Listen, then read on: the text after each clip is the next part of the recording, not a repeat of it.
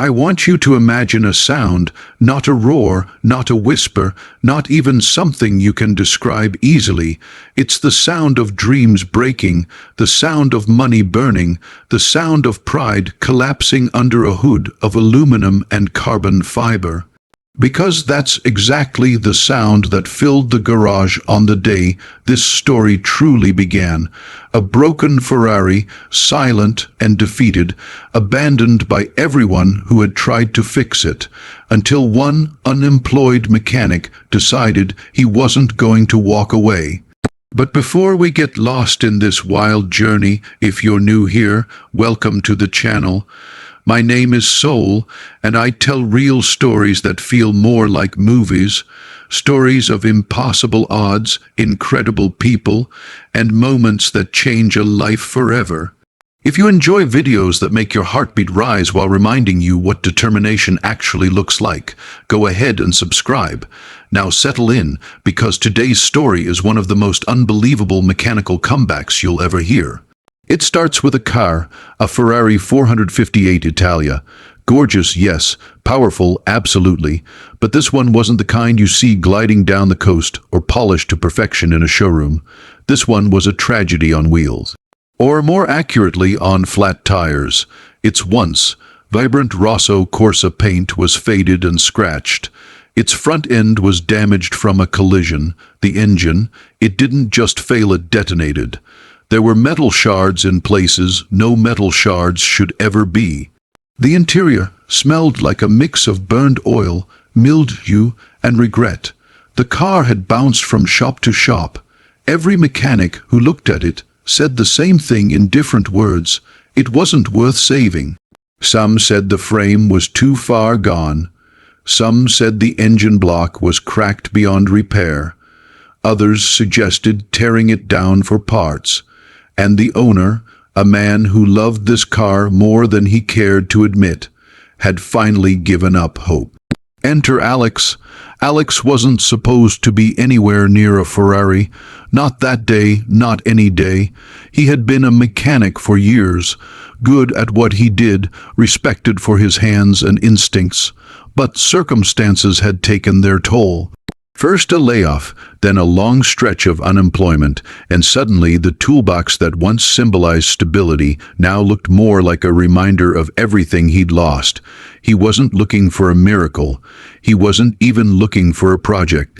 He just wanted work, any work. A friend called him about a shop that needed extra hands, even if only temporarily, even if the pay wasn't great.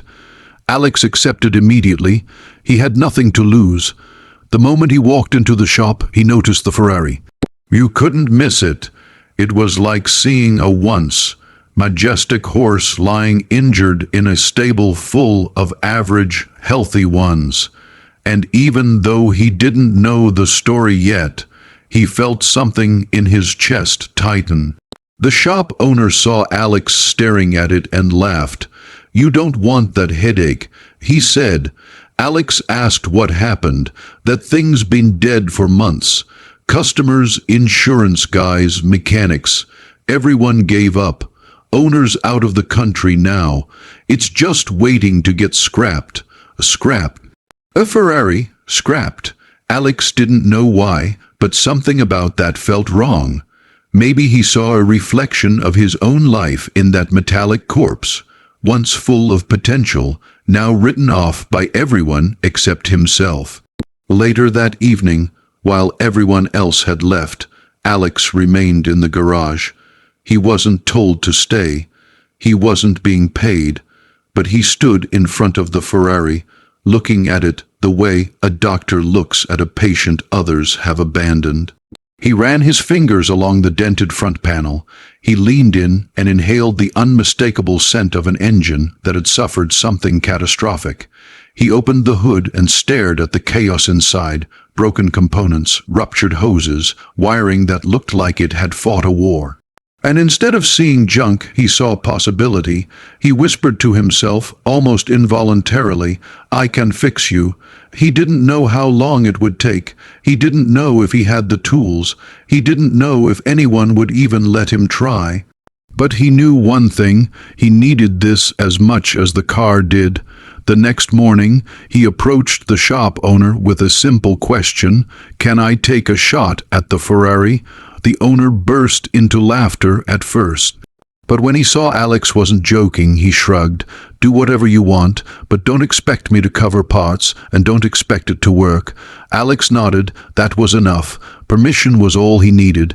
He spent the next 2 days doing nothing but diagnosing, fully, meticulously, obsessively.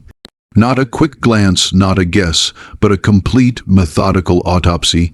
He took notes, photos, measurements. He checked compression values, traced every wire, examined every component that had failed or might fail. The list was long, terrifyingly long.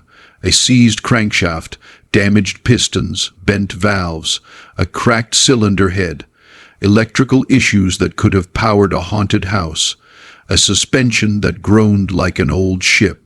Frame misalignment, cooling system damage. The transmission wasn't great either.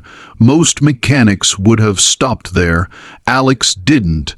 He approached the owner again, not for permission this time, but for belief. "This car can run again," he said. The owner shook his head. "It's a Ferrari, not a Honda. This isn't a weekend rebuild." Alex replied quietly but firmly, "I know what it is, and I know what I can do." The owner sighed, then nodded. "Fine, if you want to waste your time, go ahead. Waste."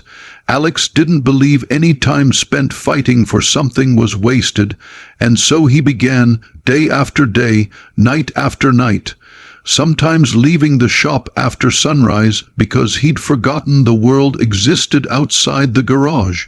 He sold some of his own tools to buy parts he needed. He hunted for used components in junkyards. He negotiated, traded, repaired, and refurbished. He cleaned every bolt until it looked new. He rebuilt the engine from the ground up, machining what he couldn't replace. He straightened the frame using measurements so precise they could have been done in a lab. He reworked the electrical harness by hand, something even seasoned technicians avoid. He restored the interior piece by piece. He studied Ferrari manuals like they were sacred texts. Weeks passed, then months. People at the shop stopped teasing him and started watching him work with genuine admiration. They saw the dedication, the patience, the almost spiritual connection he had with the machine. And slowly the Ferrari transformed. The faded paint regained its shine. The frame stood straight and proud. The wiring harness looked new. The engine, once a mangled disaster, became a masterpiece. Then came the day. The day every mechanic dreams of and dreads at the same time, the first start. Alex bolted the last assembly piece, wiped his hands on a rag already stained beyond saving, and stepped back. His heart was pounding. This wasn't just an ignition test. This was a test of his belief, his skill, his resilience. He inserted the key.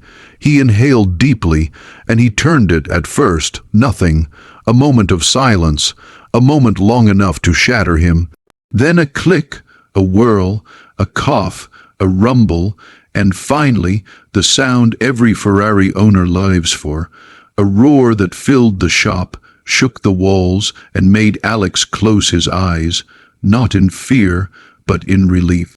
The engine purred, it revved smoothly, it was alive. Everyone in the shop rushed over. Some clapped, some shouted. One person actually cried. The shop owner grabbed Alex by the shoulders and shook him, half excited, half shocked. "You did the impossible," he said. Alex didn't reply. He couldn't. His throat felt tight. Because in that moment, it wasn't about proving others wrong. It wasn't about fixing a Ferrari. It was about fixing something inside himself. The owner of the car eventually returned, fully expecting to see his beloved Ferrari in pieces or scrapped entirely. When he saw it gleaming, fully restored, running better than ever, he stood frozen. "Who did this?" he asked. Everyone pointed at Alex. The owner approached him, reached into his pocket, and held out a check, a big one, the kind of number that could change someone's entire situation overnight. Alex shook his head. "I don't want your money," he said. "Just take care of her." The owner insisted. Alex refused again. But what Alex didn't realize was that this act of pure heart, pure craft, and pure dedication was about to change everything. Word spread, people talked. The story of the unemployed mechanic who resurrected a dead Ferrari reached places far beyond that small shop. Suddenly, customers were coming in asking specifically for him. Other shops offered him positions he once only dreamed about, but something even more unexpected happened. The owner of the Ferrari came back a week later and offered Alex a deal. "I want you," he said, "to be my personal mechanic, to work on my cars, travel with me, restore the ones I find. You have a gift, and I want to give you a platform to use it." Alex accepted, not because of the money, not because of the prestige, but because he finally understood something that had taken him months under the hood of a broken masterpiece to realize. Sometimes the world gives up on you. Sometimes people look at you and see nothing but damage. Sometimes they scrap you in their minds before you ever get a chance to prove what you're capable of. But all you really need is one chance, one moment, one project that lets you rise from the ashes you didn't choose to fall into. Alex didn't just fix a car, he rebuilt his life, bolt by bolt, piece by piece, day by day, and that Ferrari, it became a symbol, not of luxury, not of wealth, not of speed, but of resilience. Because miracles don't always come from magic. Sometimes they come from dirty hands, sleepless nights, relentless belief, and the courage to try what others say can't be done. So if you're sitting there right now feeling broken, feeling stuck, feeling like the world has written you off, remember Alex, remember the Ferrari, remember that impossible is just a word people use when they've stopped trying, and remember this, you're not done yet.